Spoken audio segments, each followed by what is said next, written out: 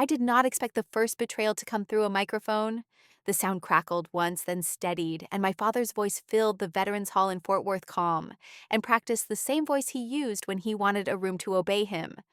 All she's done her entire life is fail. I don't even know why she still wears the uniform. Chairs shifted. Someone coughed. I felt the blood rush to my ears, that hot pressure that makes the world narrow. But my face locked the way it always does under stress. Fluorescent lights hummed overhead. Old coffee and lemon cleaner hung in the air. An American flag stood behind the podium, its edge brushing the wall every time the AC kicked on. I counted my breaths without moving my lips 4 and 4 out because that is what keeps your hand steady when everyone is looking at you. He did not look at me when he said it. He looked at the room because humiliation works better when it has witnesses. Then he smiled that thin, satisfied smile and added something worse. He waved a hand toward the man beside him, tall, fit, confident, in the way only someone who has survived hard things can be. This is what real service looks like, he said. A real operator, not paperwork. Laughter flickered and died. I tasted metal. Support roles are easy to mock because they are invisible when they work. My father knew that. He always knew where to press. He reached for me as if to guide me forward, his fingers closing around my wrist, not hard enough to bruise, just enough to remind me who he thought was in charge. "Don't embarrass me," he whispered, breath warm against my ear. "Smile." The word landed like a command. I did not pull away. I noted the exits, the distance to the doors, the line of sight from the podium to the back wall, the way the room funneled attention. Old habits. The man he had introduced as his pride did not laugh. Ethan's eyes were on me now, not curious, not impressed, but fixed the way you fix on a detail that does not belong. His color drained. I saw his chest hitch a breath, cut short the micro pause that comes when something you believe cannot coexist with something you see. He took a step back as if the floor had shifted. "Ma'am," he said quietly at first, then again because he could not stop himself. "Is it you?" I did not answer. I let the silence work. Silence is a tool if you know how to hold it. I met his gaze the way I meet a problem, steady measuring, waiting to see which way it will break. Around us, the room held its breath. Someone dropped a spoon. The flag brushed the wall again. My father laughed once too loud and patted Ethan's shoulder as if this were a joke he could manage. "He has a sense of humor," my father said, and then to me through his teeth, "Enough." But Ethan did not move. He was looking at me like a man who has just realized the story he tells himself has a missing page. If he spoke again, the lie would collapse. I could see him doing the math honor against habit, gratitude against comfort. I thought of all the nights where the radio hissed and a decision had to be made before fear could speak. I thought of how stories are built, after the fact clean and flattering, and how truth is usually messier and quieter. If he said my name, a story would die, and another would start. My father did not realize it yet, but he had invited the truth to speak into a room that respected it. The heat in my chest eased into something colder and sharper. I loosened my wrist from his grip without making a show of it. He did not notice. He was still smiling at the crowd, still certain he owned the narrative. I knew better. I had watched rooms change sides without a sound. I had seen what happens when people understand that the reason they went home was not luck or bravado, but a decision made by someone they were taught to overlook. Ethan swallowed and nodded once to himself, more than to me. I waited. Timing matters. When you rush, you tip your hand. When you wait, the room leans toward you. Comment where you are watching from. Because what happened next changed everything in that hall. The hall stayed in my body even after the microphone went quiet, like a low vibration in my ribs, but my mind did what it always did when a situation turned hostile. It went backward, not to excuses, not to speeches, but to the first rule I ever learned under my father's roof. In our house, respect did not mean kindness. Respect meant silence. It meant swallowing whatever wanted to rise in your throat and letting it die there. Frank called it discipline, like That word could clean anything. Don't talk back, he would say, flat and final, as if the sentence ended the world. Stand up straight, he would add. And he did not mean posture. He meant obedience. He meant make yourself smaller inside your own skin, so his story could have all the air.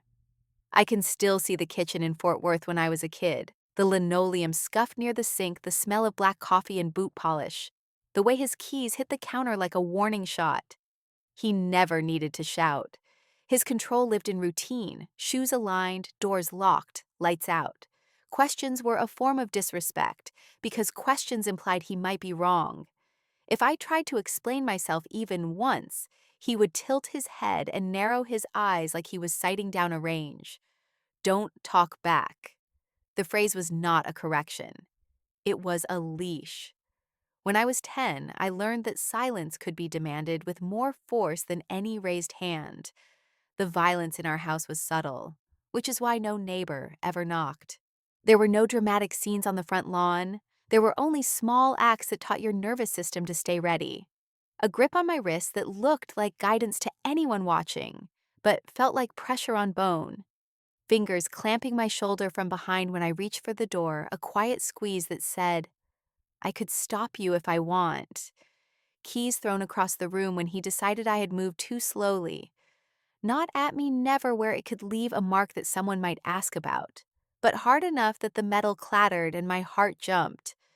The lock on the front door clicked at a certain hour, and after that, it did not matter if I had homework or a friend's birthday or a school project.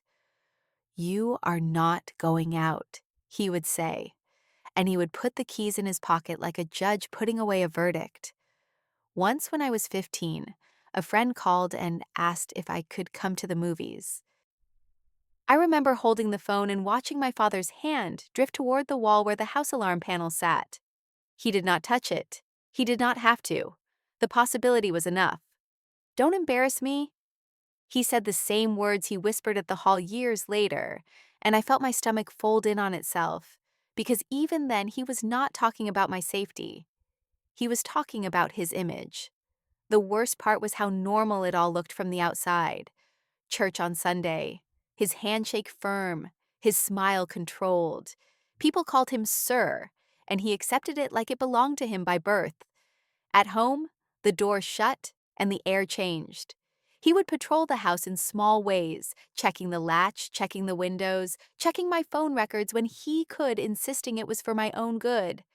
If I asked why, the answer was always the same. Don't talk back, respect, stand up straight. My mother moved through that same house like someone learning the weather minute by minute. She did not fight him head on because she understood what he did to anything that challenged him. Instead, she fought in quiet. She fought in the margins, in the tiny spaces where control could not see. When I needed gas money to drive to a counselor's office, she would press bills into my palm at the pantry door like she was passing a note in class. She did it without looking at me, because looking would have made it obvious, and obvious things were punished.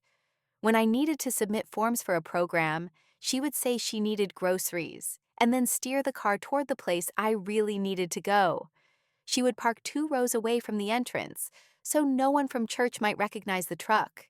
She would sit in the driver's seat and pretend to read calm on the outside, but her fingers would tap the steering wheel in a pattern I came to recognize as worry. If I asked her why she did not just tell him to stop, she would give me a sad, small smile, the kind a person gives when they want to protect you from the full truth. Pick your moment, she would say.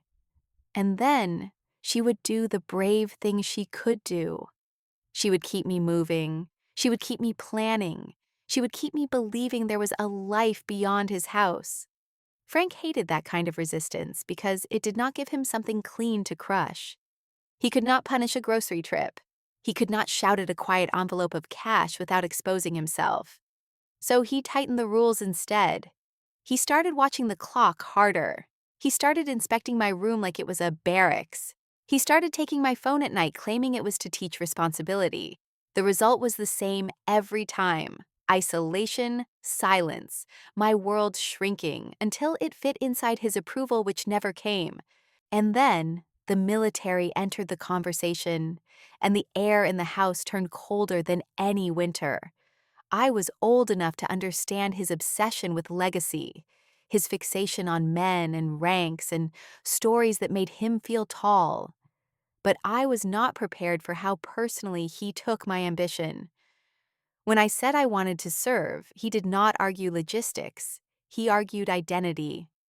The military is for men, he said, like he was stating a law of physics. I tried to keep my voice even because I had learned that emotion gave him ammunition. I said I could do the work.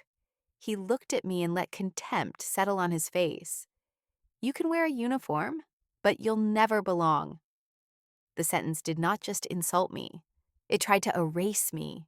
It tried to pre-write my failure so he could keep control no matter what I achieved. I remember standing there with my hands at my sides, nails digging crescents into my palms, my throat burning with words I would not give him. My mother was in the doorway, quiet, watching, her eyes glossy but steady. Frank stared at me like he was daring me to react, daring me to prove his point by losing control. I did not. I nodded once slow because I could feel something hard forming underneath the pain, a decision clean and ruthless in its simplicity. If respect in his house meant silence, then my silence would become my weapon. If he believed he owned my story, then I would build a story he could not reach. That night after he went to bed, and the house settled into its familiar tense quiet, I lay awake and stared at the ceiling fan turning in the dark. I listened to the clicks of the old thermostat. I listened to my own breathing and counted it the way I would one day count it in rooms where lives depended on calm. And I decided fully without drama that I would choose a path where Frank could not control the lock, the keys, the hours, or the narrative. I would earn a kind of authority that did not require his permission. I would step into a world where his voice could not silence a room.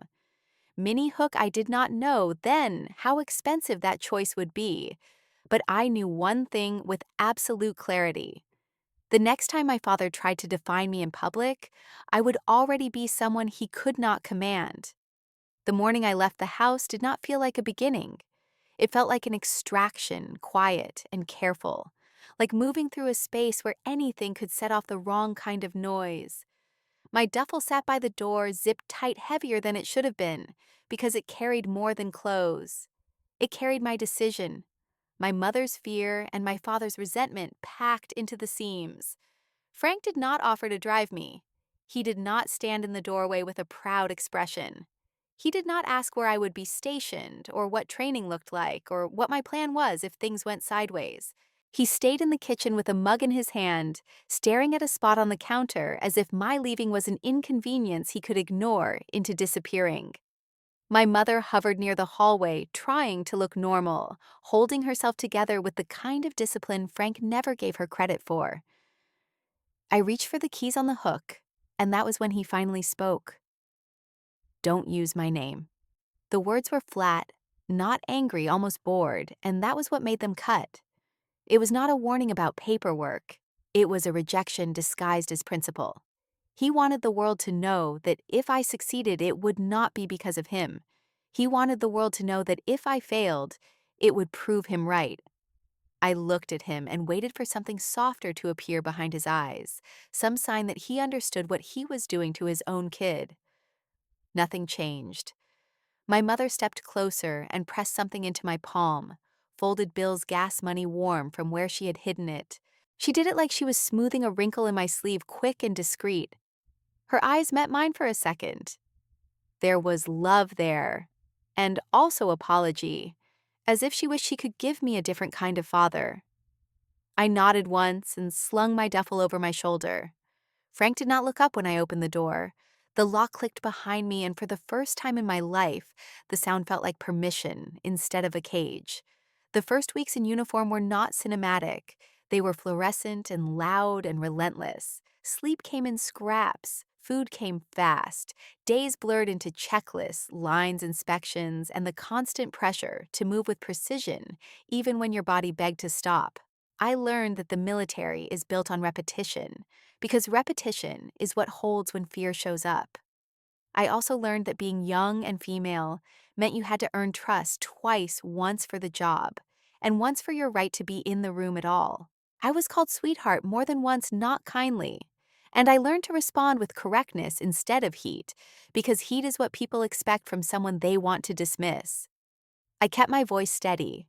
I kept my hands moving. I kept my eyes forward. There were nights I lay on a narrow rack with my boots lined up beneath it, and I could feel my muscles twitching from exhaustion, as if my body still thought it had to be ready to move. I recited procedures in my head the way other people count sheep. If you forget, you pay. If you get sloppy, someone else pays. That kind of thinking was familiar to me. Frank had trained me for control, but he had never trained me for purpose. Here, at least the rules were not personal. They were blunt and unfair in a different way, the way gravity is unfair. Everyone gets pulled down. The question was who learned to stand anyway. The first time I almost broke was not during a run or a drill.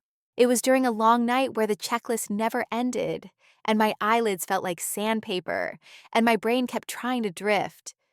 An instructor stood over our group and watched us repeat a task until it was automatic.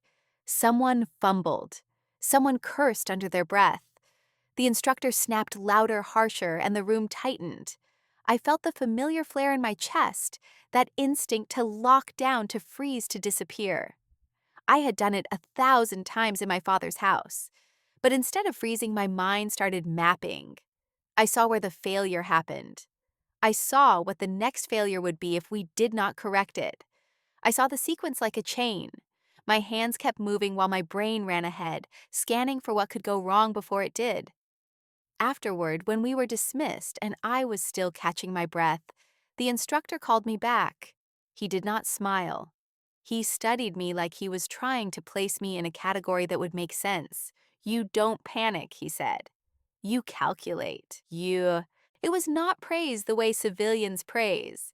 It was an observation, almost a warning, like he was telling me what he expected me to be under pressure.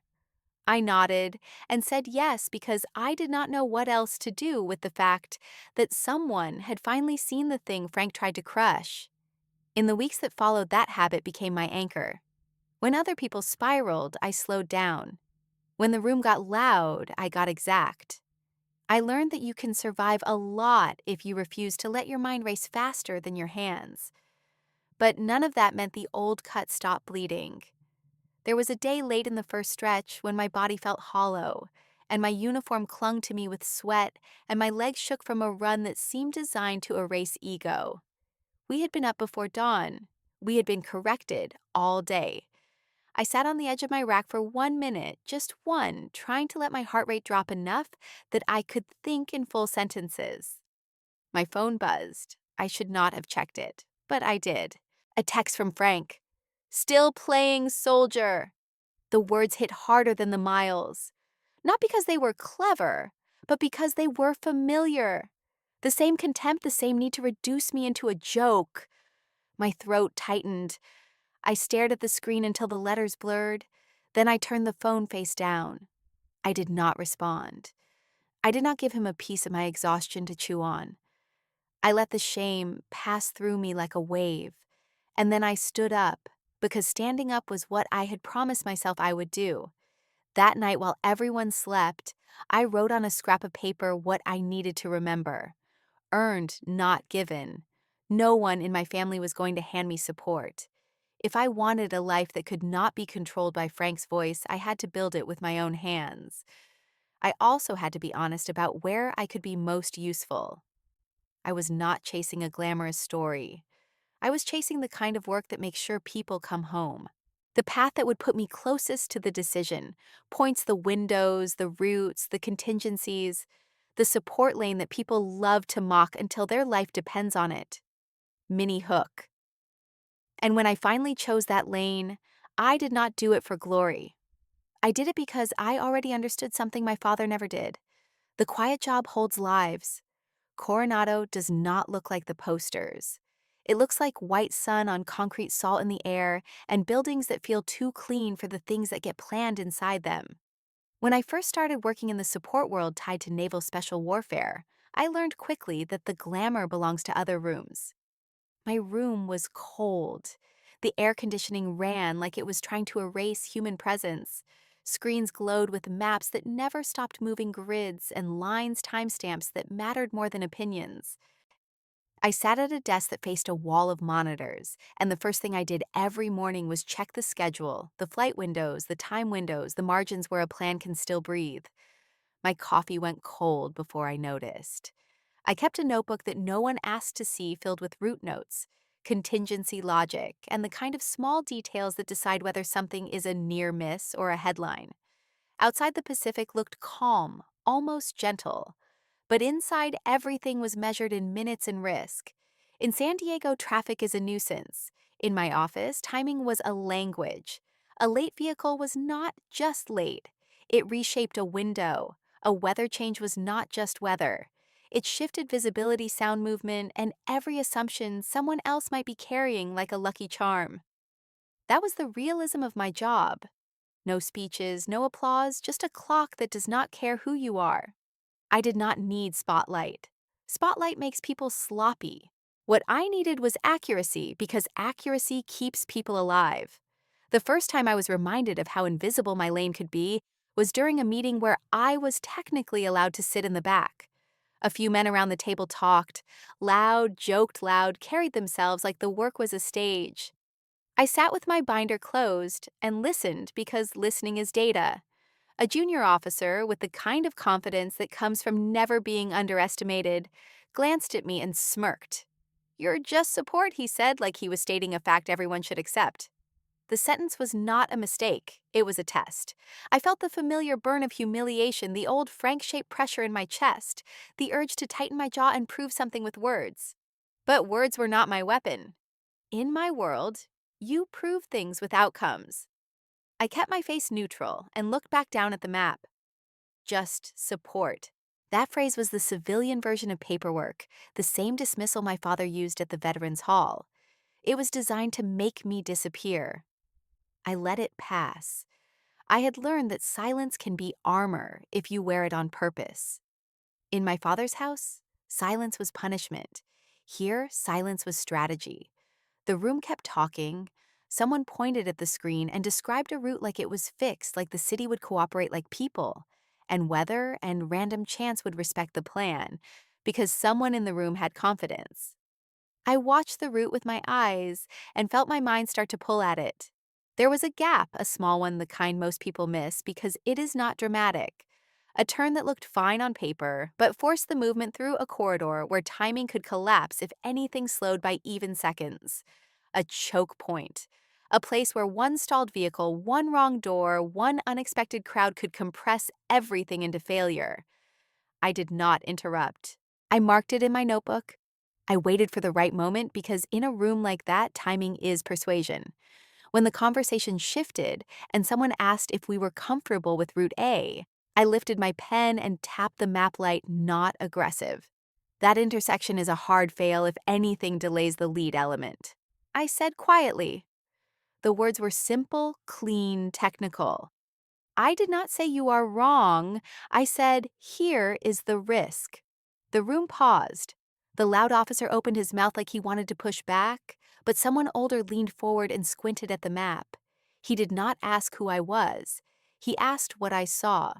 I explained in 3 sentences, no extra, how the route narrowed, how the time window shrank, how a small delay could force a decision under pressure that nobody wanted to make. The older man nodded once. The joke died. A few minutes later, my phone buzzed with a message I did not expect. Conference room now, different building, different floor. I looked at the time. It was not on my schedule. It was also not optional. I walked fast through hallways that smelled like disinfectant and sun-warmed concrete past offices where names on doors meant ranks and experience. And I felt that familiar sensation of being above my pay grade, not because I wanted to be seen, but because someone had noticed a risk that mattered.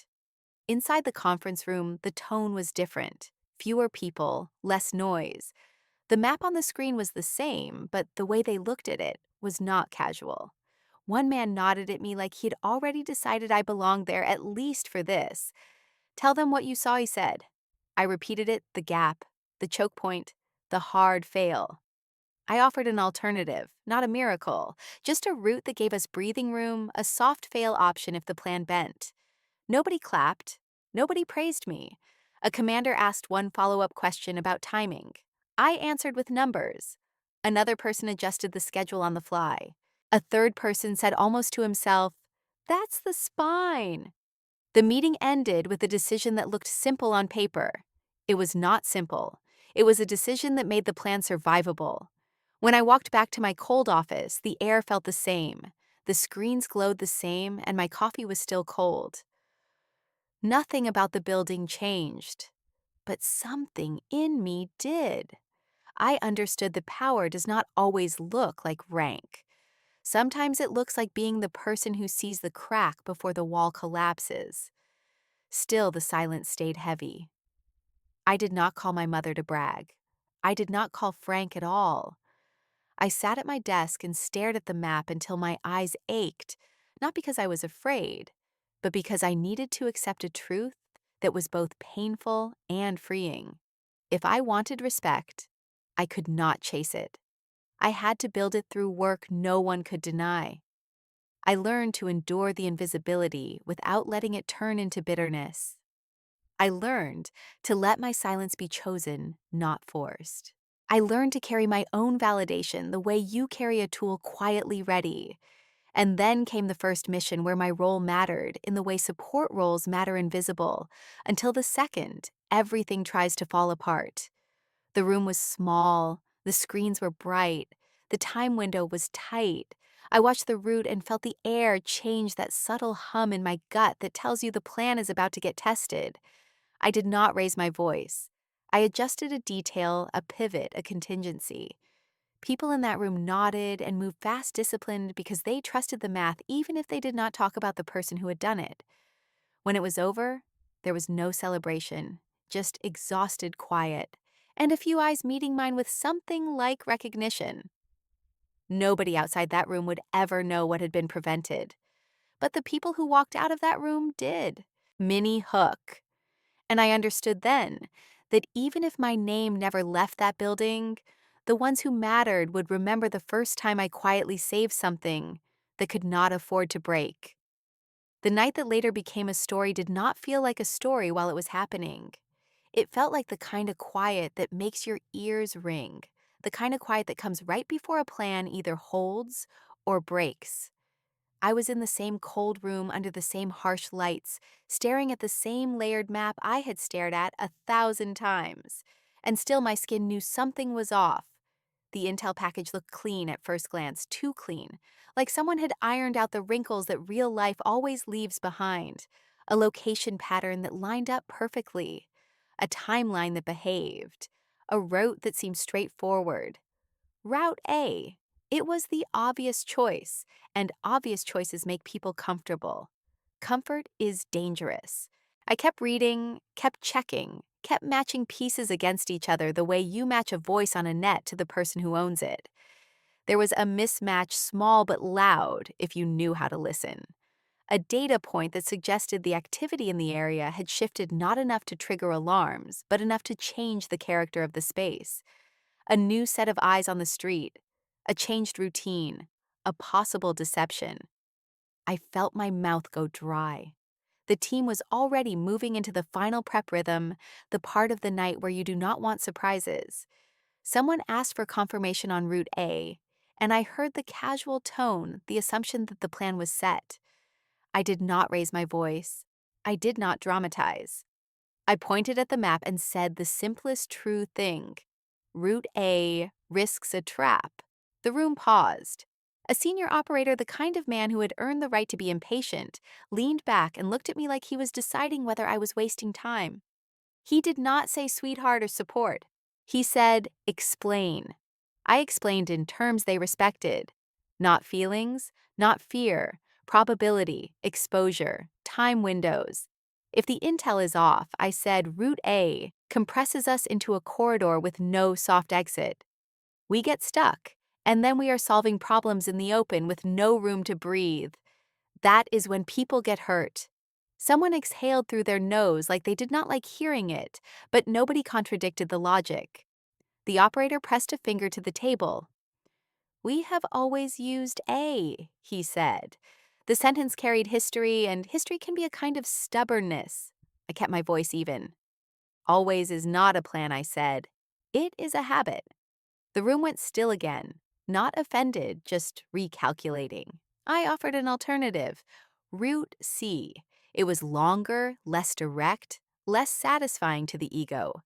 But it had one thing Route A did not. It had options. It had soft fail lanes. It had places to bend without breaking. If something changes, I said Route C gives us time. Time is life. The operator frowned. He wanted certainty. People like him live in certainty because it keeps them moving. I did not offer certainty. I offered structure. I laid out the contingency logic like a checklist. If the lead element is delayed soft, fail point 1. If comms degrade soft, fail point 2.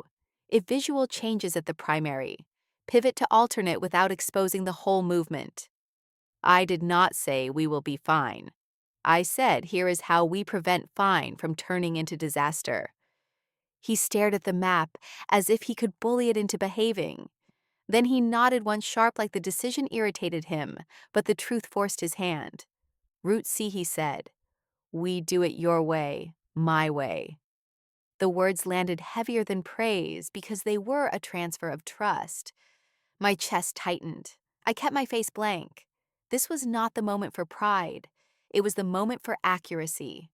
The team moved into motion with that strange calm that comes from discipline buckles, radio's quiet jokes that carry fear the way oil carries heat. I tracked the time window. I tracked the breathing room. I tracked the way the city can swallow a plane if you let it. Then the mismatch proved itself.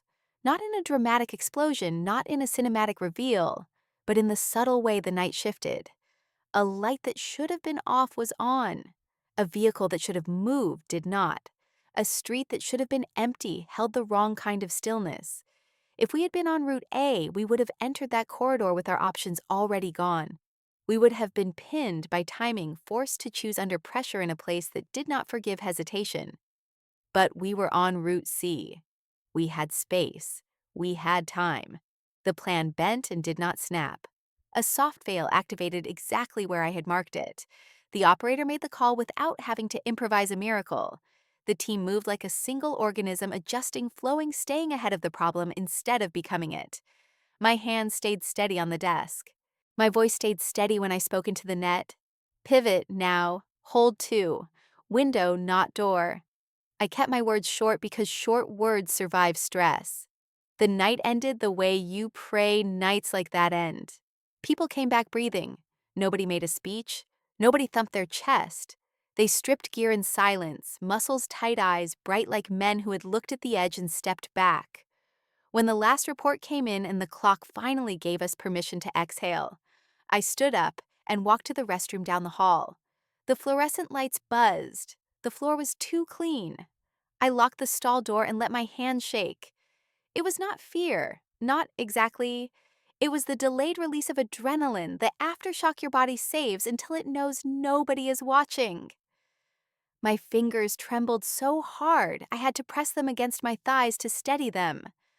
I breathed in through my nose, out through my mouth, slow measured the way I had trained myself to do in rooms that demanded calm. Then I washed my face with cold water and looked in the mirror. My expression was blank, almost bored. That was the face I wore when I walked back into the planning room, because the work does not care what you feel. It cares what you do next. When I returned, the operator looked at me and gave a small nod. Not friendly, not emotional, just acknowledgement. Someone else younger stood near the corner, helmet off, sweat on his brow. Eyes wide in that way people get when they realize how close they came to a bad outcome. I did not know his name then. I only knew his posture, respectful, listening. He watched me like he was trying to store something away. Later I learned he was Ethan Cole, the one who would be called a Navy SEAL, the one my father would one day elevate on a stage in Texas. That night he did not look like a hero. He looked like a man who had been saved by decisions he never saw being made. He walked past my desk and lowered his voice. "Mom," he said careful, like he was speaking to the part of the room that mattered most. Did you see that coming? I answered the only honest way. I saw what could. He nodded once, jaw tight, then moved on, leaving me with the map and the quiet. Weeks later, a public report would be written. A story would be told in clean language, the kind that makes communities comfortable. It would not mention Route C or saw fail, or the moment the night tried to change its mind. It would not mention the woman in the cold room who made the plan survivable. Minnie Hook. And I did not know then that the version of the night that would travel back to Texas would belong to someone else. The first time I saw the story get reshaped, it was not in a classified room or a formal brief. It was on a screen in a casual break area, the kind with vending machines and stale coffee, and a television tuned to local news because somebody liked the noise. A segment played about a successful operation overseas.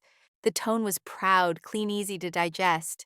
Footage of flags, a few blurred faces, a reporter speaking in warm, patriotic language, and then a line that made my stomach tighten. A hero, they said. A brave operator who kept his team safe under pressure. The camera cut to Ethan back home, standing in a crisp setting, modest smile, eyes steady. He did not brag. He did not look like he was trying to steal anything. He looked like a man following the script that gets handed to you when people need a symbol. The segment did not mention routes.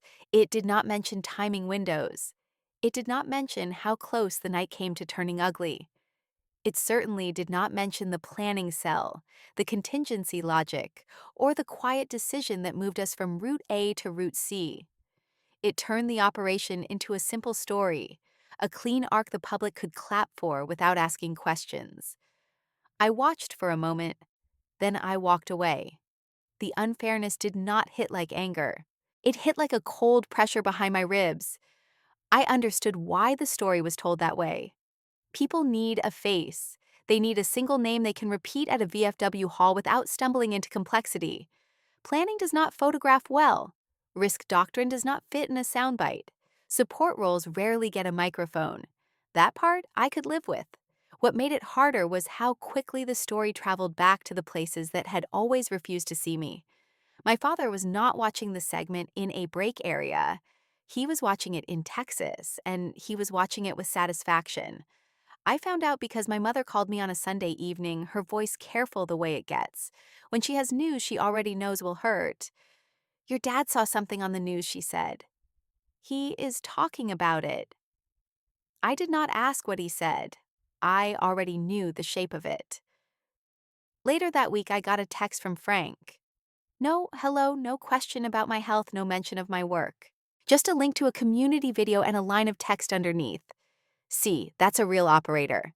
The sentence hit in the exact place his old insults lived. It was not just praise for Ethan. It was a weapon aimed at me. The message was simple. This is what I wanted, not you. I stared at the screen until the glow felt harsh. Then I put the phone down and went back to my checklist. It would have been easy in that moment to correct him. I could have typed a response that made him choke on his own certainty. I could have said, if you want to talk about that night, you should ask who changed the route.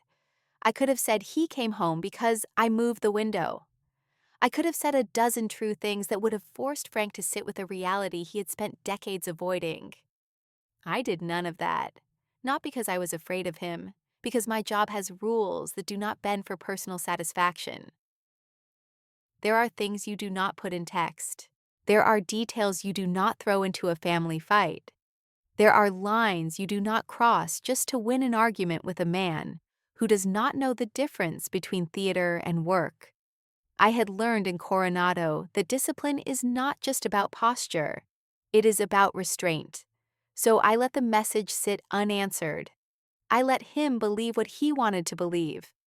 I hated that I had to, but I did it anyway because ethics are not convenient. They are chosen. The public story machine kept running.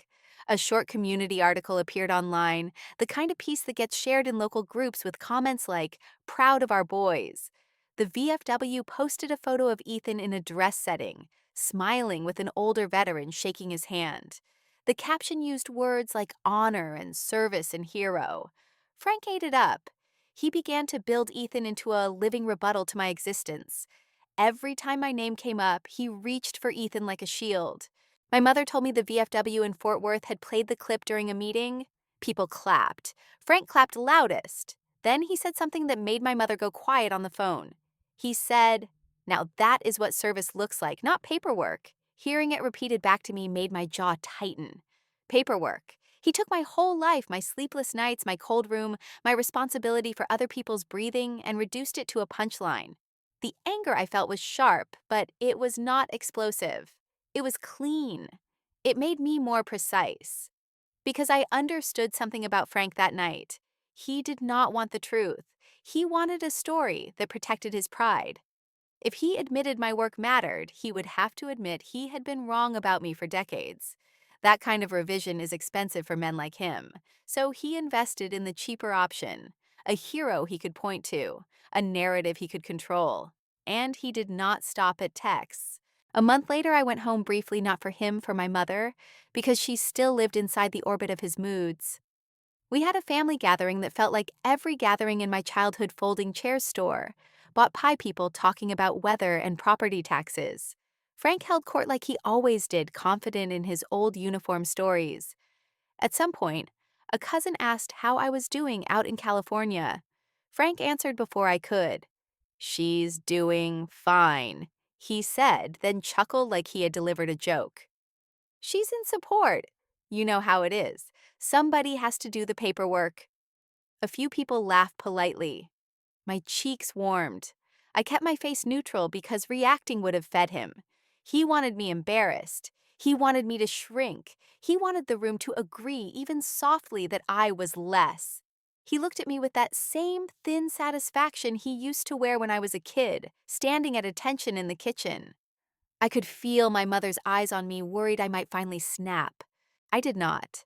I swallowed the heat and sipped my drink like I had all the time in the world. The insult was not new, but the escalation was.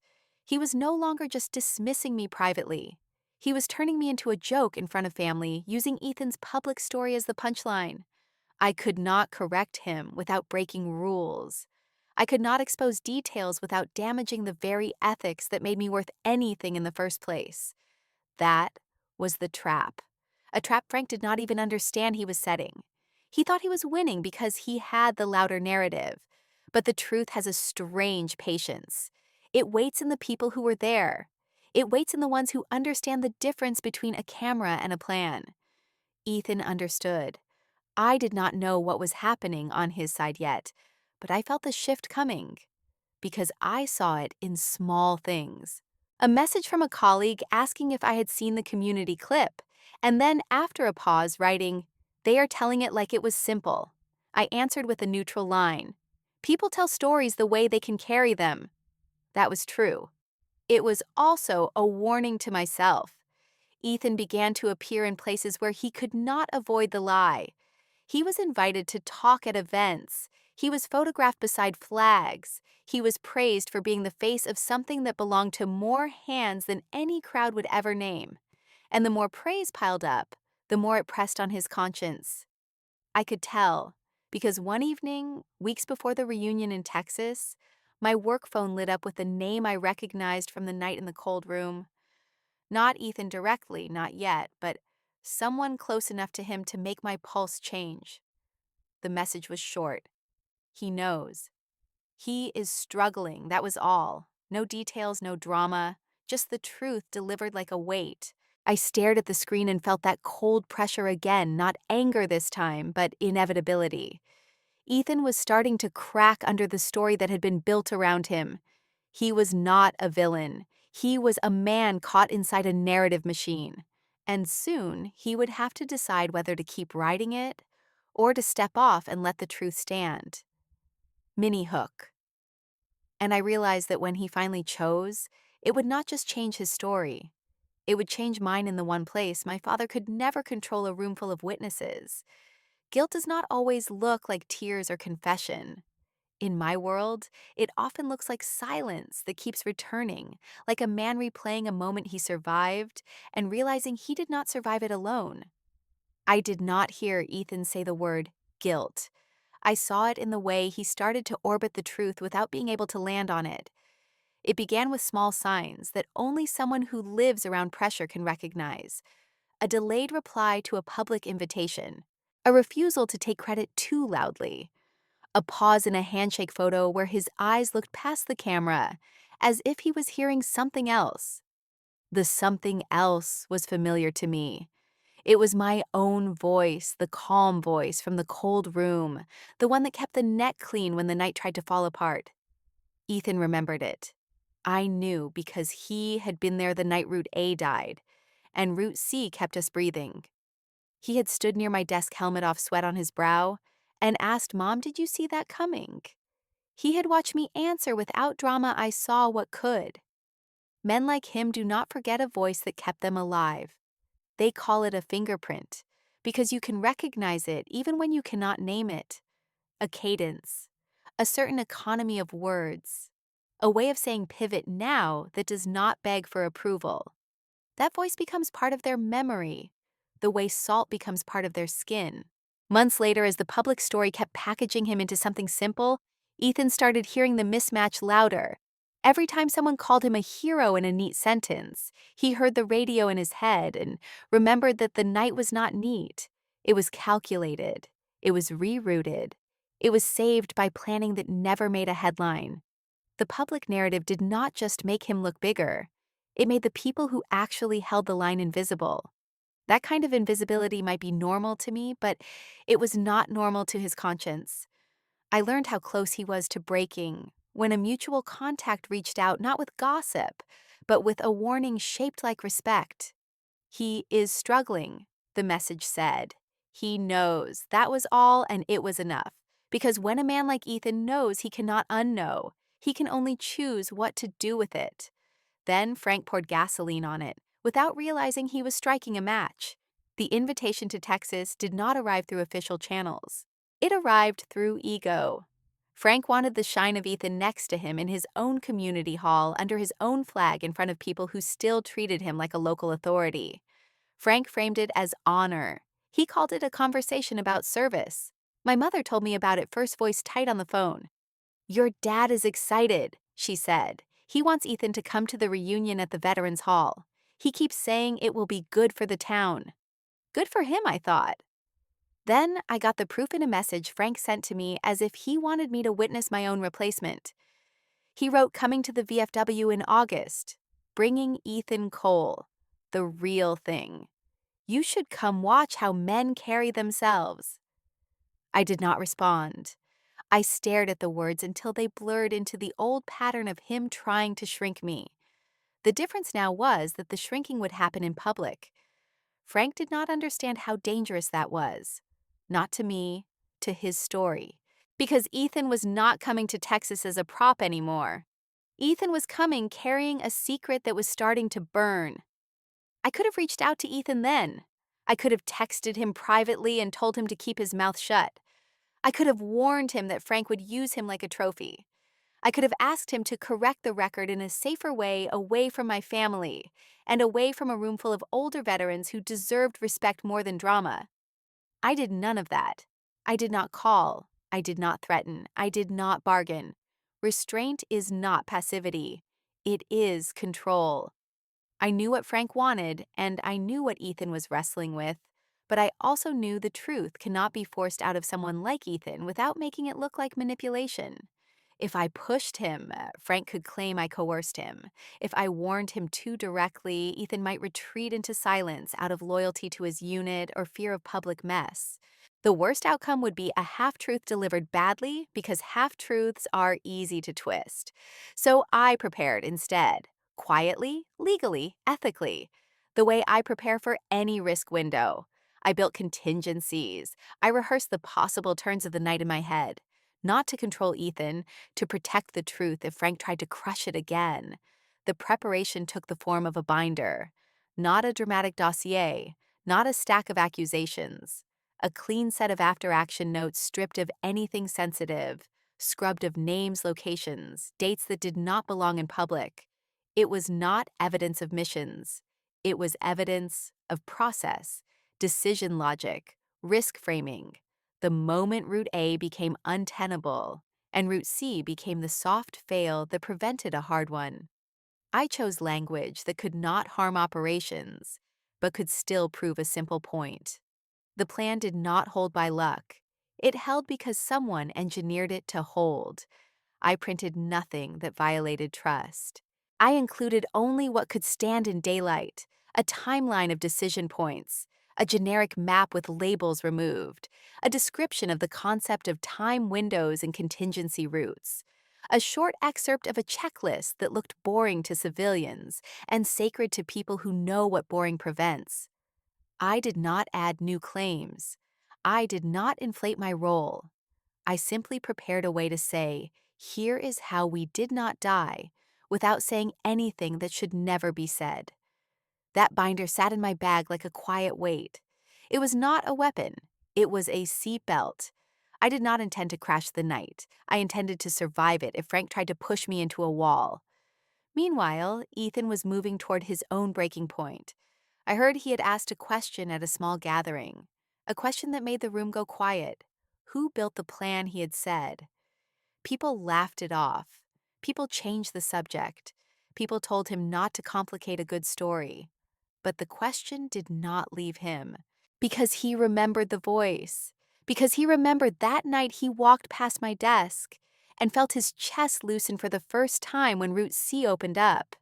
Because he remembered how I spoke into the net, like the net was a living thing that needed calm to keep breathing. The guilt for him was not about attention. It was about integrity.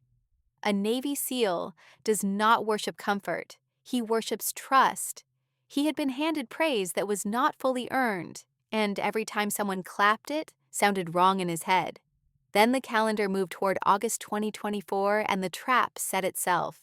Fort Worth, Texas. A veterans hall full of older men who knew how to read posture, folding chairs and coffee, and a flag that carried more than decoration. Frank polishing his pride like a medal. Ethan arriving with his public story strapped to his back and my name sitting behind his teeth like a splinter. I told myself I would not seek a fight. I would not escalate just to win. But I would not let the truth be bent again.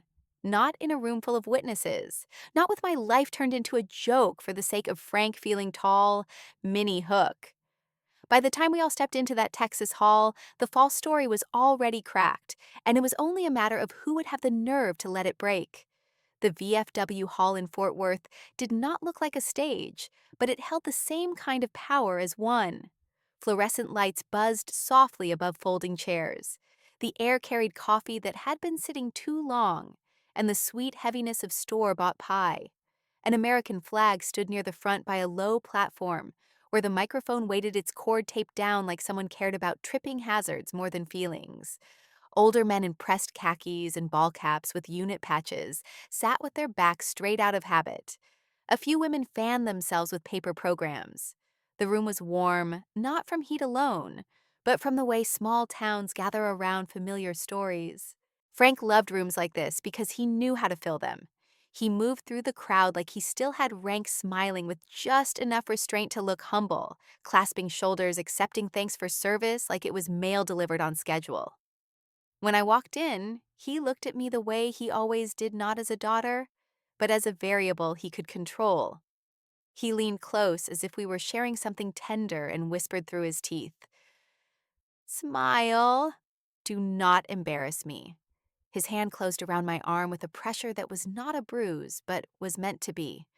That old subtle violence invisible to anyone who did not live with it. I did not pull away. I did not flinch. I took a slow breath and let my face settle into neutrality. In my head, I noted exits, doorways, the distance to the coffee table, the line of sight to the stage. It was automatic. It was how I stay calm. Frank brought Ethan in like a trophy. Ethan wore civilian clothes but carried himself with that unmistakable economy. He scanned the room in a quick sweep, not paranoid, just trained.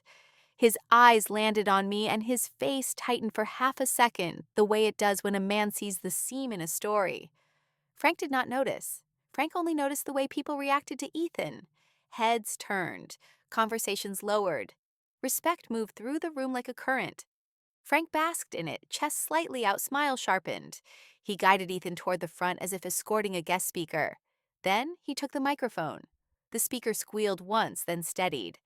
Frank waited for the room to quiet, and it did, because his voice had been trained to carry without shouting. He looked at the crowd and began with warmth, then slid into pride. He talked about community. He talked about service. He talked about how the younger generation needed examples. Then he pivoted to what he really wanted. He patted Ethan on the shoulder and said, "This is what real service looks like. A real operator. Not the kind of work that hides behind paperwork." His eyes flicked toward me as he said the last word. Paperwork. The room gave a polite laugh, the kind people offer when they sense a joke is expected. My cheeks burned, but I kept my posture. Frank was enjoying himself. He had built this moment for years. He had built it the way he built everything, by making me small in public so he could feel large in private. Ethan stood beside him, hands loosely clasped, jaw set. I could see his throat move as he swallowed. Frank kept talking. He told a version of the overseas night that sounded like a straight line, a hero moving forward danger, resolved by courage. He never mentioned planning. He never mentioned contingencies. He never mentioned that luck is not a plan. He ended by praising Ethan again and inviting applause.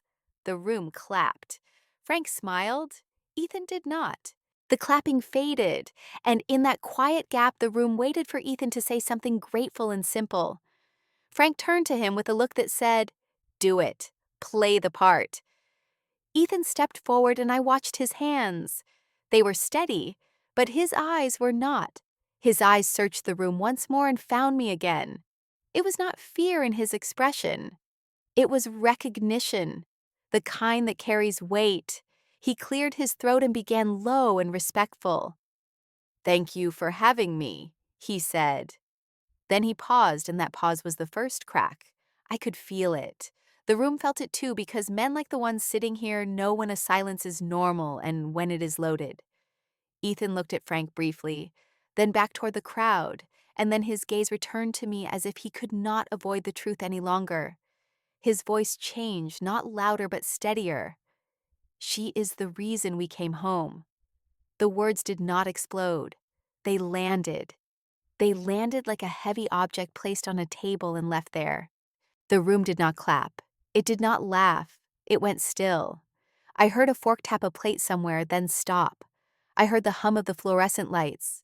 I heard my own pulse in my ears. Frank blinked as if he had misheard. His smile flickered, then returned sharper. He let out a short laugh, the kind meant to control the room by turning discomfort into a joke. "Come on," he said, waving a hand. "She does paperwork. That is all." His laugh did not spread. It did not catch. It fell flat on the floor between us. That was the second crack. Ethan did not smile. He did not argue loudly. He simply looked at Frank the way a professional looks at a bad call. Respect and seal, both, he said quietly, but clear enough for the front rows to hear. "With respect, she does not file." The room breathed in. I could feel the shift. Frank tried to laugh again, but his eyes hardened. He was close to his break point, not because he feared me, but because he feared the room revising him. He glanced at me, and that old command in his gaze tried to order me back into silence. I stepped forward just enough to be seen, not enough to make it theatrical. I could have opened my binder. I could have given the room process and proof. I did not. Not yet. I used the only weapon that cannot be dismissed without exposing the dismissing as ignorance. I spoke one sentence. "If you want the truth, ask how we did not die." My voice was calm. It did not accuse. It did not beg. It stated a fact in the tone I use in briefings when lives are on the other side of the decision. The sentence hung there. It was short, but it carried the weight of everything Frank had refused to understand about my work. The room shifted, not in noise and bodies. A Vietnam-era veteran near the back stood up slowly, not with drama, with gravity. Then another stood, and another. They did not stand to applaud. They stood because honor demands posture. They stood because they understood that the loudest person is not always the one who held the line. They stood in silence, and that silence was louder than any chant. Frank looked around as if the room had betrayed him. His mouth tightened, his face flushed. His hands curled for a moment, then he forced them open. I saw it then, the exact moment his authority slipped. Not because I attacked him, because the room stopped obeying. If you have ever watched a room change sides in silence, drop a comment. That is what it felt like, the air shifting, the math of respect recalculating without anyone needing to shout. Frank tried to recover, making a joke about spreadsheets, but no one laughed. He looked smaller under the lights, trapped in the story he had built. Ethan stepped back from the microphone, eyes lowered for a second, then lifted again with the quiet relief of a man who has finally stopped lying. The applause never came, but something better did, a kind of still acknowledgement. And in that stillness, Frank realized he had lost the room. Minnie Hook. And when a man like Frank loses a room, he does not accept it with grace. He goes looking for a way to punish the person he thinks made him fall. The room did not explode after the exposure. It did something worse for a man like Frank. It cooled. People did not shout at him. They did not surround him with accusations. They simply stopped feeding him. In a small community, attention is currency, and Frank had lived for years on the interest. The morning after the reunion, the town moved like it always did, slow and polite, but something had changed in the way doors opened and closed around him. At the diner that served lemon pie year-round, the waitress still poured his coffee, but she did not call him sir with that extra warmth. She called him Frank. It sounded harmless, but to him it was a demotion. At the hardware store, two men in ball caps he used to slap on the shoulder gave him short nods and kept walking. A month ago, they would have stopped to chat about weather and taxes and how the country was going. Now they said morning and drifted away like smoke. At church, the handshakes became brief. The pastor smiled at him from the front, but his eyes did not linger like they used to. Frank was being isolated without anyone naming it as isolation. The VFW did not send him a message saying he was no longer welcome. They simply stopped asking him to speak. The phone did not ring as often. Invitations arrived later. When he walked into a room, conversations did not die down to give him space. They kept going, and he had to step around them like furniture. That was the consequence he could not stand, not a punishment, a downgrade. And Frank could not admit he had earned it. So he did what controlling people do when they cannot control the facts. He went after motives. The smear started in the most ordinary American ways. It was not a public lawsuit. It was not a dramatic confrontation. It was coffee talk.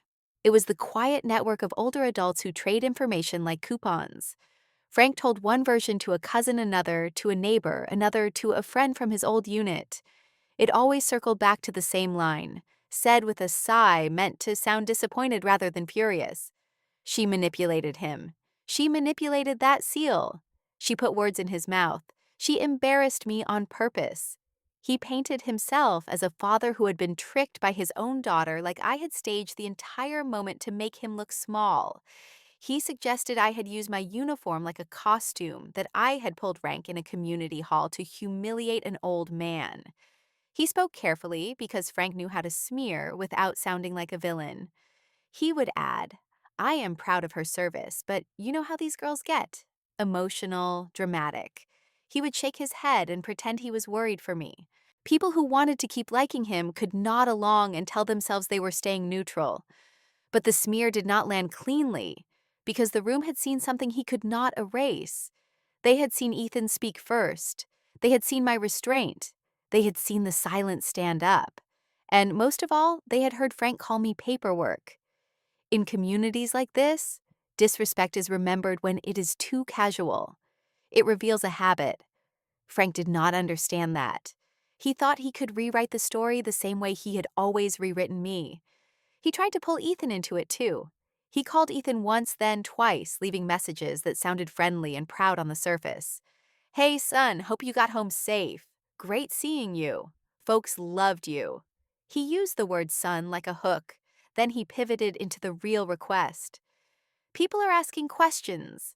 We should clear this up. You know how my daughter is. Frank expected Ethan to protect him out of loyalty or discomfort, the way most people protect older men from embarrassment. But Ethan did not respond. He did not call back. He did not play along.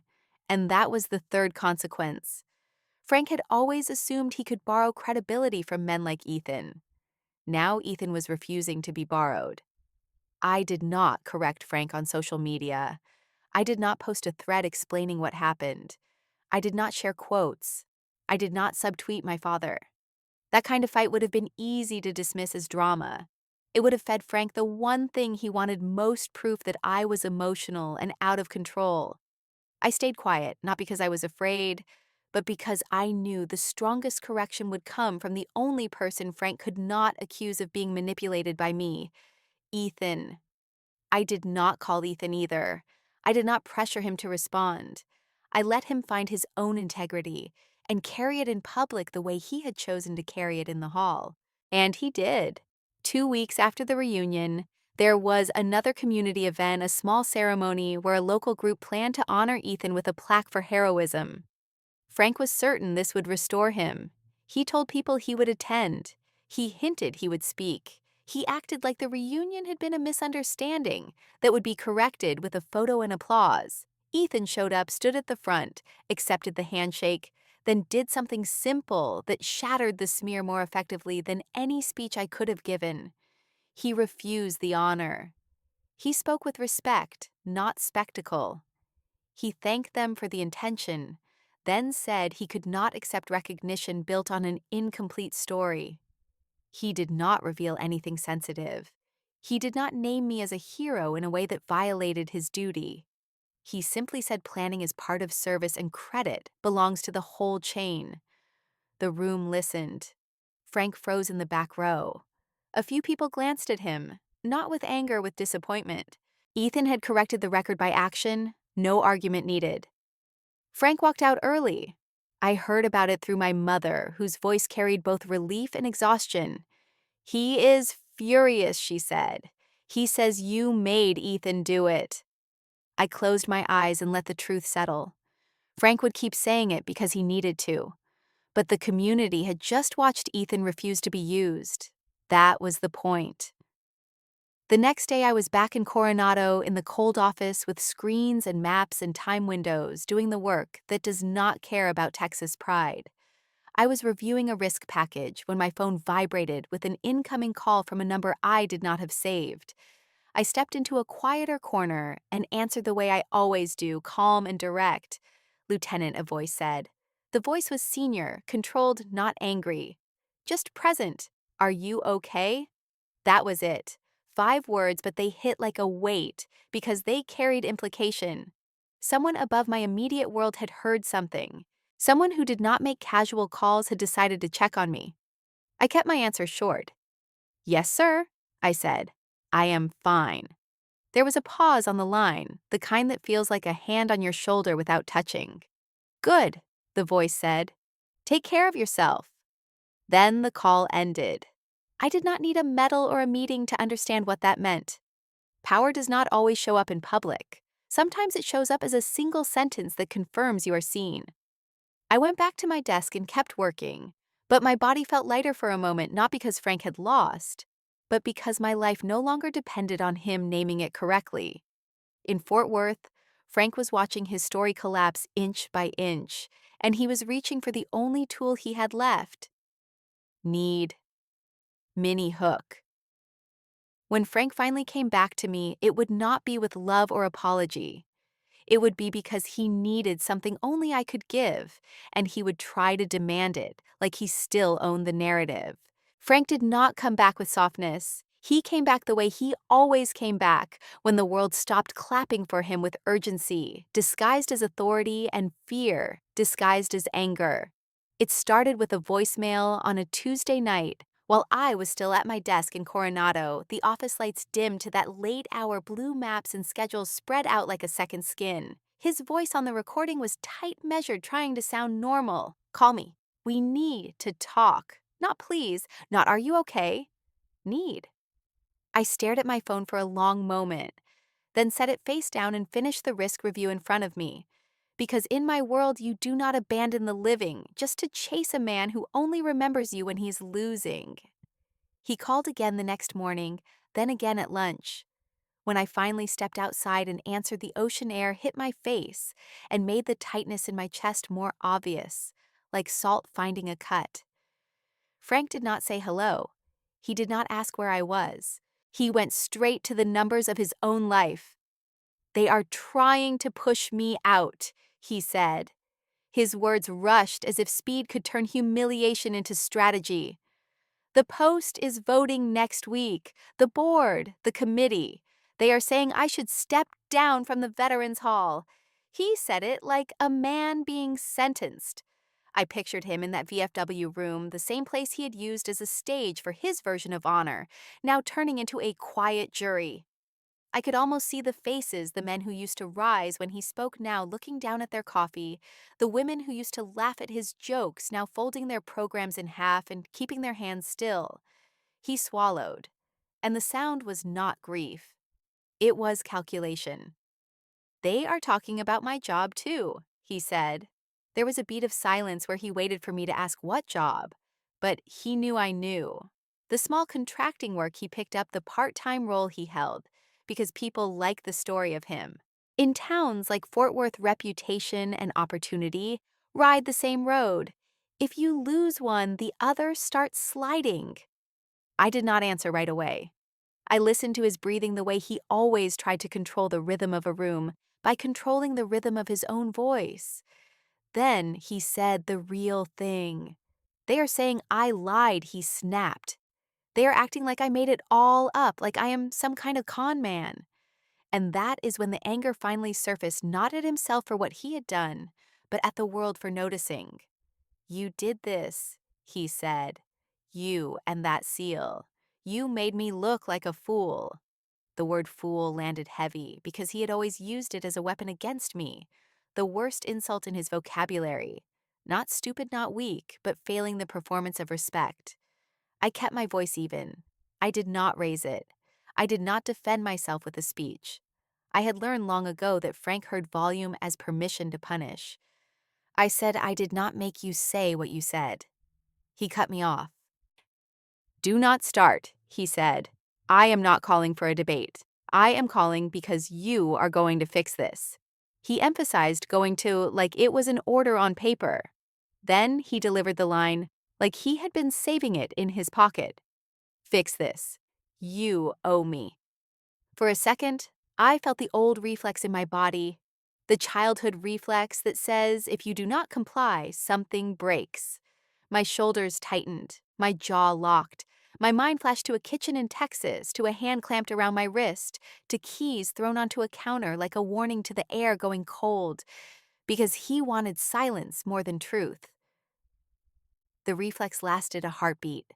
Then the part of me that planned routes and contingencies stepped forward. I took a breath and let it be slow enough to reset my nervous system. "Frank," I said, my voice flat, "you do not get to demand access to me just because your story collapsed." The sentence felt clean. It did not insult him. It did not beg. It drew a boundary like a line on a map. He exploded anyway. "Access," he barked like the word itself offended him. "I am your father. I gave you everything." He always rewrote the past in moments like this. Everything meaning discipline, everything meaning control, everything meaning the right to claim my body and my choices as proof of his own worth. "You are not going to sit there in California and watch them tear me down," he said. "You are going to call that kid. You are going to tell him to correct what he said. You are going to tell people the truth." He said truth like it was a prop he could move around the stage. I could hear him pacing. I could hear the background noise of a television turn too loud, the sound of a house that still belonged to him, but no longer felt like a fortress. I said, "Ethan is not a kid. You invited him to speak, and he chose honesty." Frank scoffed. "Honesty," he repeated, like it was a joke. "You think you are so righteous now. You think you are better than me because you have a uniform and some friends. He leaned into the old contempt, the same contempt he used in the hall when he called me paperwork. He wanted to drag me back to the place where he could look down. "You always loved playing soldier," he said.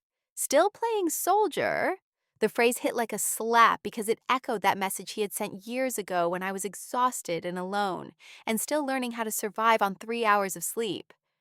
I did not flinch on the outside. I said, "I am not calling anyone." There was a pause, and in that pause, I could feel him trying to decide which lever would move me. He tried guilt first. "If you let me lose the post," he said, "your mother will be ashamed." He tried fear next. "People will talk about you too. You know how they are." He tried ownership. "You carry my name." Then he tried the simplest thing, the thing that had always worked when I was young. He lowered his voice and made it sharp. "Do not embarrass me." The same command he had whispered at the reunion as his hand pinched my arm smile. I felt my stomach turn, not from fear, but from recognition. He had not changed. He was only desperate now because the community had stopped giving him what he thought he was owed. I said, "I am not embarrassing you. I am not saving you either. You are experiencing consequences." That word consequences was the most honest thing I could offer him. It was not revenge. It was reality. Frank made a sound like a choke. "You are going to let them destroy me," he said. I answered calmly, "I am going to let you live with what you built." I did not threaten him. I did not promise him punishment. I did not say I would report him or ruin him. I simply refused to intervene. In my world, not intervening can be the difference between life and death, and you learn quickly that you cannot rescue everyone without becoming a liability. Frank did not understand that kind of discipline. He understood only control. When he realized he could not control me, he reached for cruelty one last time. "You were always a disappointment," he said, voice shaking now, not with sadness, with rage. "You always will be." I felt the sting, but it was a dull sting, like an old bruise pressed by accident. It hurt, but it did not own me anymore. I said I have to go and I ended the call. The silence after was loud, not because he had finally stopped talking, but because I could hear my own pulse again. I stood there in the sunlight, phone in my hand, and I did not feel triumph. I felt a strange emptiness, like a door closing, that had been open so long it became part of the weather. Back in Texas, Frank felt exactly the way he feared, not with a crash that made headlines with a quiet slide. He lost the position at the hall. The next month, his contracting work dried up. People did not attack him. They simply stopped trusting him with a microphone. And I did not push him. I did not pull him. I simply did not catch him. Mini Hook, I thought that would be the end of it. But the real fight was never Frank in the hall. It was the old command inside my chest that still tried to flinch every time a man like him demanded I smile. After I ended the call with Frank, my body stayed on duty even though the danger was over. I walked back inside the building, and the hallway felt too bright, too clean, like a stage after the actors have gone home. My hands were steady, but my ribs held that tight band of pressure that tells you your nervous system is still reading an old threat. I sat at my desk and tried to look at the screen, but the word swam. The only sound in the room was the air conditioner cycling and a distant printer, and still my mind kept replaying one noise from a different place and time, the microphone in the Veterans Hall. That little rasp, the brief squeal when Frank tapped it, the way it popped and steadied. It was nothing, a cheap speaker and a tired cord, but it had yanked me backwards so hard I felt ache again. I could smell old coffee in a kitchen that was always too quiet, hear the clock above the stove and the sharp intake of my father's breath before he corrected me. The microphone sound had become a door, and my body walked through it without asking permission. It was not the reunion that haunted me, not even the words he had said out loud. It was the command he had whispered into my ear, smile, the same way he used to say, stand up straight, while his hand pushed my shoulders into place like I was furniture. My throat tightened, and for a moment I hated myself for being trained so well. I had survived actual pressure, real consequences, real responsibility. And yet a sound from a hall in Texas could still turn my stomach. That is what control does when it has years to sink into the body. It teaches you to react before you think. That night I drove home with the windows down, letting the ocean air slap my face as if it could reset me. At a red light, I caught my reflection in the rearview mirror and saw the calm expression I had practiced for years, the one that makes other people believe you are unbreakable. I looked fine. I always looked fine. That was the problem. Fine had become camouflage. Back in my apartment, I set my keys in the same place, washed my hands longer than necessary, then stood in the kitchen staring at the sink as if I expected instructions to appear in the metal. I could hear Frank in my head again, not his anger this time, but his certainty. You owe me. It was a familiar trap, the kind that makes you feel responsible for someone else being cruel. I knew the logic was wrong, but logic is not what lives in muscle memory. I sat on the floor with my back against the cabinet and tried to breathe the way I taught younger sailors to breathe when their minds went too fast. Inhale, slow hold, exhale longer than you think you need. My chest loosened by degrees. In the quiet, I admitted something I had avoided for years, because I preferred problems I could solve with planning. I was not only dealing with a difficult father, I was dealing with a learned response to control a response that had kept me safe as a kid, but kept me tense as an adult. The next week, I did what I would do for anyone under my care if I saw the signs. I booked an appointment. Not because I was falling apart, but because I refused to keep carrying old damage like it was part of the uniform. The therapist was a civilian, older calm, with the kind of voice that does not chase your story. She asked me to describe the reunion without dramatics, just facts. I told her about the hall, the flags, the coffee, the way Frank spoke like a man giving orders. I told her about the moment the microphone squealed and my skin went cold. When I finished, she did not label him with a cheap word. She asked, what did he control? I started listing things, like I was writing a report. My tone, my posture, my schedule, who I talked to when I left the house, what I was allowed to want. She nodded and said, that is not strict parenting. That is coercive control. The phrase landed in my chest like a weight I had been holding without a name. I had called it discipline for years because discipline was the only language my family respected. Calling it control felt like breaking a rule, even though it was simply accurate. She asked about the small acts, the wrist grip, the shoulder squeeze, the keys thrown, the doors locked, the silent punishments. I told her I never had to be hit in public to learn obedience. She said the body learns threat through unpredictability. You were trained to monitor his mood the way you monitor weather. That sentence made me swallow hard because it was the first time someone said out loud what I had turned into a skill. I had built a career out of reading patterns under pressure, but part of that skill had been forged in a house where love was conditional and silence was a weapon. I sat there and felt two truths at once, pride and grief. Pride that I had survived, grief that I had needed too. On my drive back, I kept thinking about the way my teams handled aftermath. We always had procedures for the mission. We rarely had procedures for the quiet after. The therapist asked me in the next session, what do you do when you come down from stress? I almost laughed because my first instinct was to say, I go back to work. But she was not asking about productivity. She was asking about recovery. I told her the truth. I keep moving. I keep my phone face down. I keep my expression neutral. I keep the plan in my head so I do not have to feel what is underneath it. She said your strength is real, but it does not have to be your only tool. That night I opened a notebook and did what I do when the world feels unstable. I wrote a checklist. I titled it After the After. Not as a joke, not as a slogan, but as a practical object for the part of me that needed structure to feel safe. I listed steps in plain language. Step 1. Name what happened without minimizing.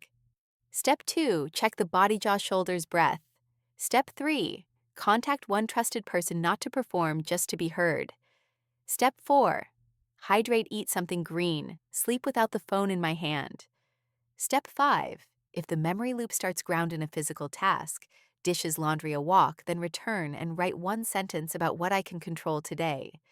It was simple, almost embarrassingly simple, but it worked the way good checklists work. It reduced chaos to sequence. It gave me a way to care for myself without waiting for permission. A week later, I was in my office again. The same monitors, the same cold air, and the sound of a speaker crackle did not spike my heart the way it had. Not because the past disappeared, but because I had started mapping it. I was learning that healing is not a speech. It is repetition. It is choosing the right action, even when your body begs for the old one. Then the email came in short subject line. Working group invited, attendance requested. No dramatic language, no praise, just a time window. A dial in a name in the signature block that made my stomach drop in a different way. Not fear, recognition. The kind of recognition that means you are being pulled toward the place where your work actually belongs. I stared at the screen, then wrote one line at the bottom of my checklist, step 6, accept the seat you earned. Mini hook, I clicked accept because the next time I walked into a room, it would not be to defend myself against my father's story. It would be to stand exactly where I had always been standing, just finally in the right light. The working group invite was not framed like praise, it was framed like necessity. That was how you knew it was real. No confetti language, no flattering adjectives, just a tight agenda, and a time window that implied other schedules had already moved to make space. I arrived early because I always arrive early, and because rooms like that reward quiet preparation more than confidence. The conference room was colder than my office, the kind of cold that keeps people sharp. Screens glowed with maps and timelines, and a few faces I recognized from higher-level coordination meetings looked up when I stepped in, not with curiosity, but with that subtle relief you see when the right person finally shows. One of them nodded toward a chair and said, "Good you are here. Not welcome, not congratulations." Good, like a tool being picked up because the job cannot be done without it. I sat, opened my notebook, and listened. They were reviewing a recent string of near misses, nothing headline worthy. Nothing anyone outside our world would ever notice, but the kind of small misalignments that stack up until the wrong night eats someone alive. A timing slip. A handoff that assumed a battery would last longer than it did. A route that looked clean on paper, but grew teeth under weather and fatigue. The room did not need drama. It needed math. The senior officer at the head of the table spoke without raising his voice and said, "We are testing an updated risk doctrine, and we need the person who has been tracking what actually changes outcomes, not what makes us feel better." He looked directly at me then, and I felt that familiar sensation of being seen without being put on display. "We have data showing fewer near misses in the units using your framework," he said. "Fewer injuries, fewer last-minute scrambles, fewer nights where contingency turned into chaos."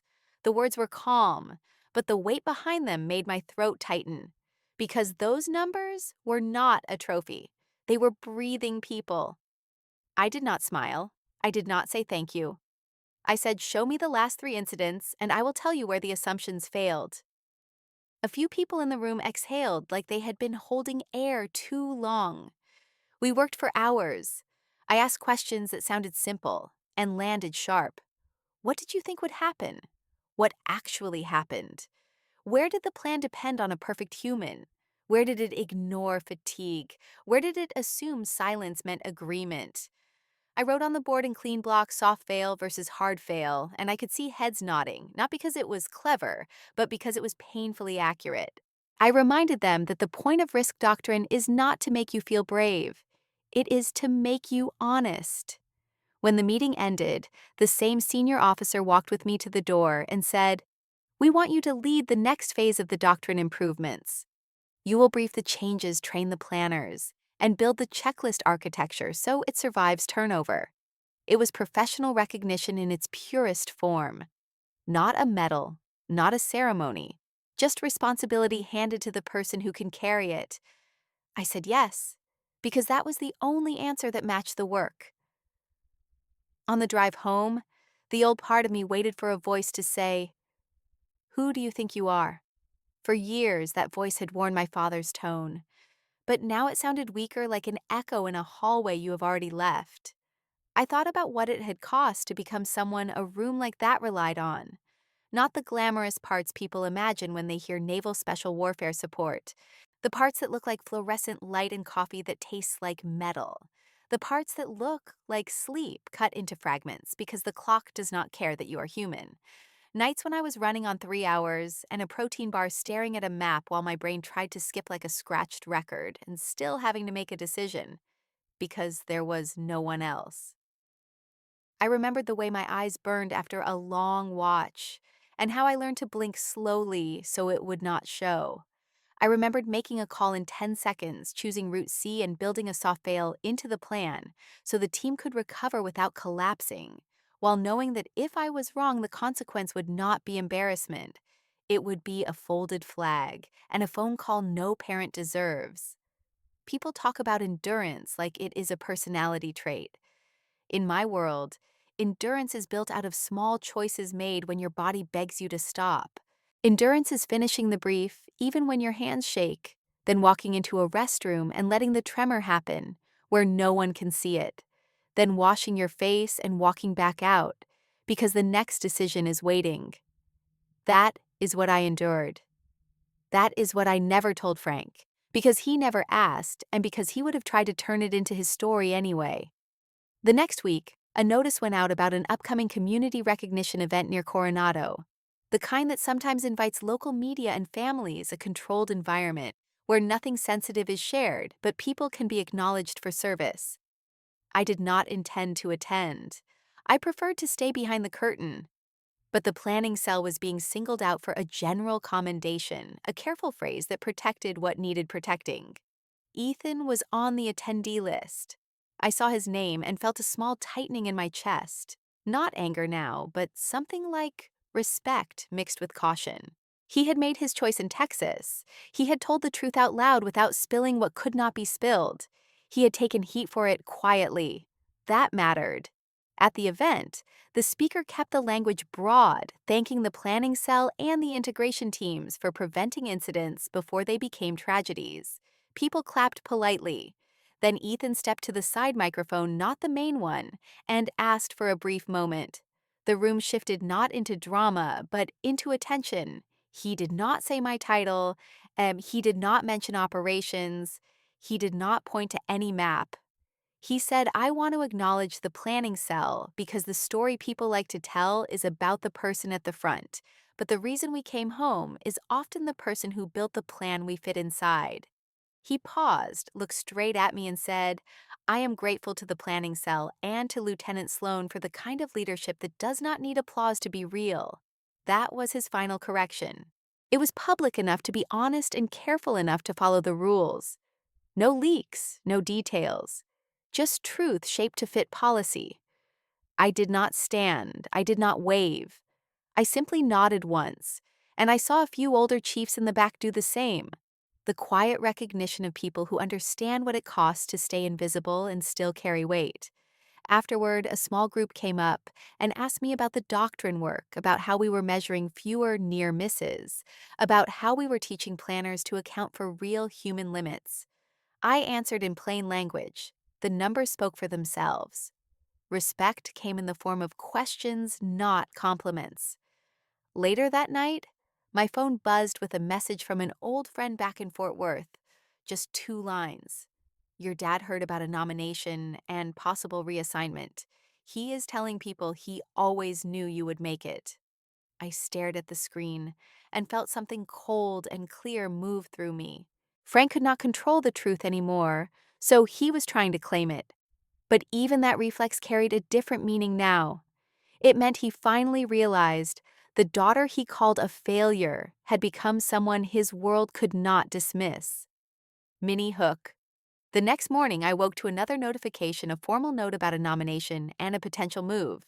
And I knew before I even read it fully that Frank was about to learn what it feels like when the story you tried to own leaves you behind. The nomination notice sat in my inbox like a door that had been unlocked while I was still standing in the hallway. It did not feel like victory. It felt like responsibility finding the right address. I read it once, then again, not because I did not understand, but because a younger version of me needed proof that the world could change without my father granting permission. The reassignment was not a spotlight job, not a speech job, not a role that made for easy bragging at church coffee. It was the kind of work that sits behind decisions and keeps them from turning into funerals. It meant more meetings like the one I had just survived. It meant more nights where I would have to be exact when my body wanted to be done. It also meant distance, physical distance from Texas, from the old house where respect had been defined as silence and obedience, from the hall where Frank tried to turn my uniform into a punchline. A week later, I had to pass through Fort Worth for family logistics that had nothing to do with him and everything to do with closing a few practical loops. I did not announce it. I did not text Frank. I did not ask if he wanted to talk. I had learned the difference between offering a seat and begging someone to sit. The air in Texas felt thicker than San Diego, heavier with heat and memory. I rented a car that smelled faintly like cleaner and old plastic, and I drove the long way on purpose, the way I always do when my inside needs time to catch up with my outside. When I saw the Veterans Hall from the road, my hands tightened on the steering wheel without my permission. The building looked smaller in daylight, less like a courtroom and more like what it really was, a community room with folding chairs and old pride taped to the walls. The flag out front moved lazily in the warm wind, red and white and blue bright enough to hurt if you stared too long. I pulled into a spot across the street and shut off the engine. I did not get out right away. I just watched the flag. I watched the way it lifted and fell, not dramatic, not urgent, simply steady doing what it does, regardless of who is worthy or who is not. That steadiness felt like closure. I did not need to walk inside and see where Frank stood that night. I did not need to see the microphone or smell the coffee or hear the fan blades pushing stale air around. I had already carried that room back with me, and I had already set it down in the only way that mattered, by refusing to let it define me. The revenge people expect is noise. It is a scene. It is someone humiliating the person who humiliated them loud enough for the crowd to clap. That was never my style, and it was never the truth. The truth was quieter and heavier. The truth was the way the room changed sides without anyone shouting. The truth was Ethan using just enough words to correct the story without breaking rules. The truth was Frank losing his audience because the audience finally saw the difference between reputation and reality. I sat there in the car and let my breathing slow into a rhythm. In my head, I heard that line he used to repeat when he wanted control stand up straight.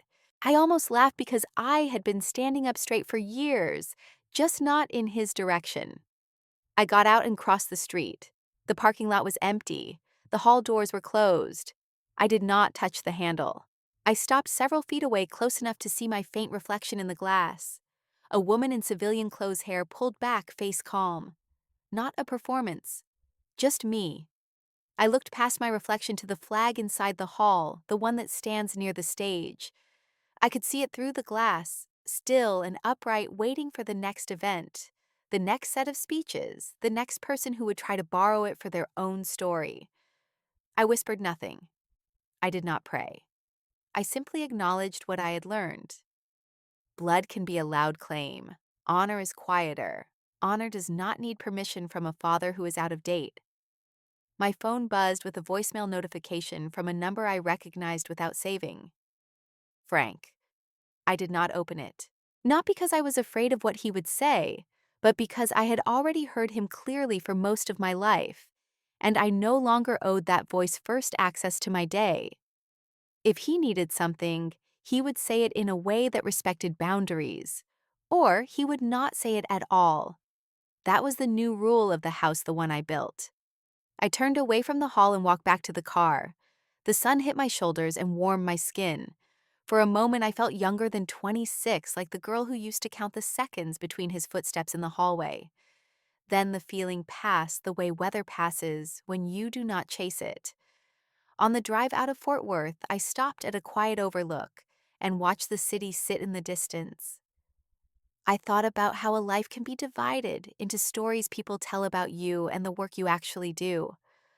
I thought about how Frank called me a failure because he could not measure me. He only measured what he could control and what other people applauded. He could not measure the nights I kept men breathing by refusing to accept a plan that depended on luck. He could not measure the way I listened for the hum in a room and adjusted before panic could spread. He could not measure the weight of a decision made in 10 seconds and carried for years. And then the sentence came to me fully formed, not as a slogan, but as a fact I could finally live inside. I wasn't his failure. I was the person commanders asked when the plan couldn't afford to be wrong. That was the only reveal I needed because it did not expose anything sensitive. It exposed the truth of my place in the machine. I built safety where other people chase glory. I engineered outcomes so families did not get phone calls. And that is why the moral of my story is not about revenge as punishment. It is about respect as construction. Respect isn't inherited. It's engineered like safety. You plan for it. You write it down. You hold people to it. You do the math even when someone tries to turn your life into a joke. When I got back to San Diego, the ocean air felt like a clean reset. I returned to my work without fanfare. The emails were still there. The timelines were still there. The next decision was always waiting. But something inside me was steadier now, not because Frank had changed, but because I had. If you've ever been underestimated, tell me your city. We rise together. Minnie Hook.